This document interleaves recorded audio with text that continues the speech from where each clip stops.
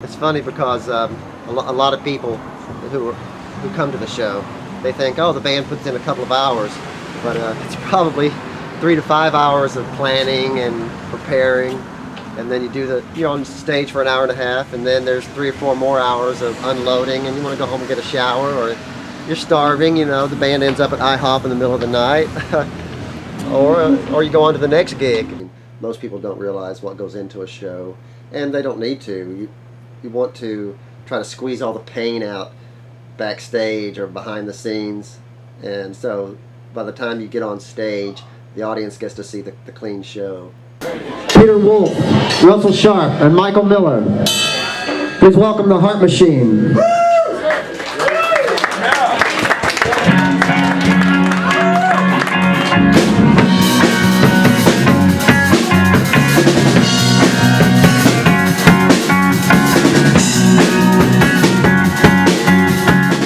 My mom and her sisters were big Rolling Stones fanatics and Elvis fans and the Beatles, and so I got music at a very young age.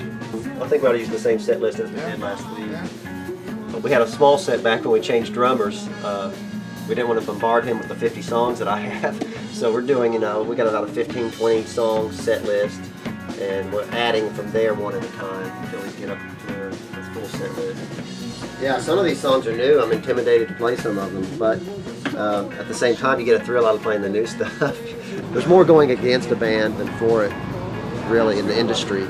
The lifespan of a band is an average of 2 years, and that's not very long. And that's with a hit single. If you don't have a hit single, it may not even last a couple of years. A lot of artists that talk to say that they do it because they have to.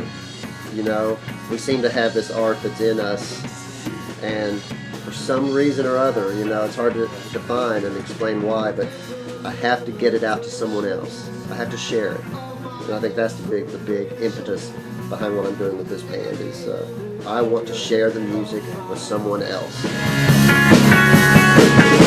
I'm calling my frustrations in my desperation.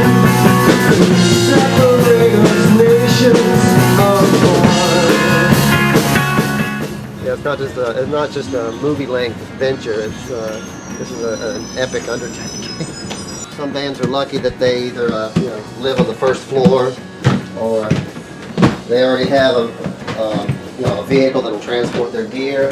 The first thing we'll do is take all the small stuff down, get that into my car, and then we'll put the heavy gear into the van. And it's nice enough. We have to recruit a van, but we don't have one yet. We'll probably get one of the speakers to go in there. Maybe both of them could line up here, and then the mixer here.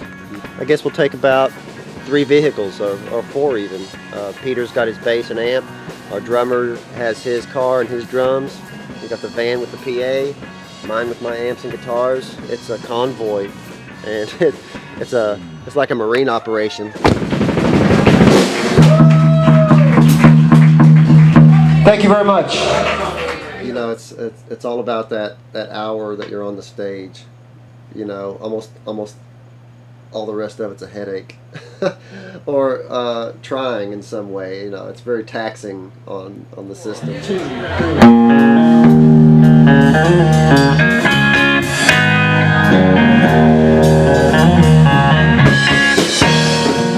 It's a chore to get them back up.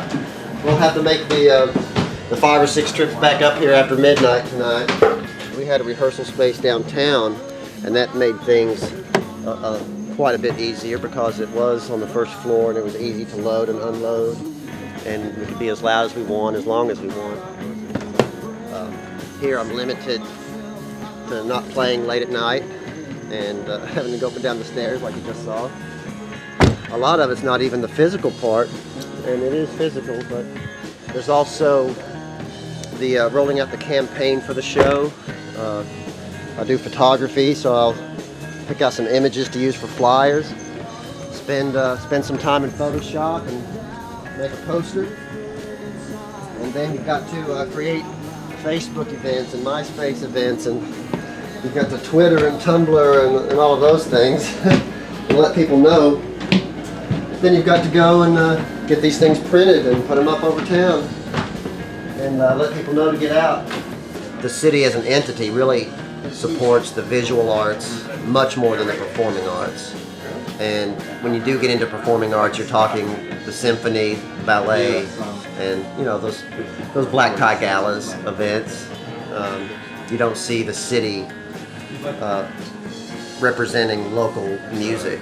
If anything, they like the Blues Fest that comes into town once a year, and they like some out-of-town shows. But for the local scene, the city's not interested. It's the grassroots movement, and it's the young people, and it's some of the college kids, and it's people who are passionate about it that are making the scene happen. It's not anything in Sarasota that's making this scene happen. It's the people who are doing the music and the people who like the music.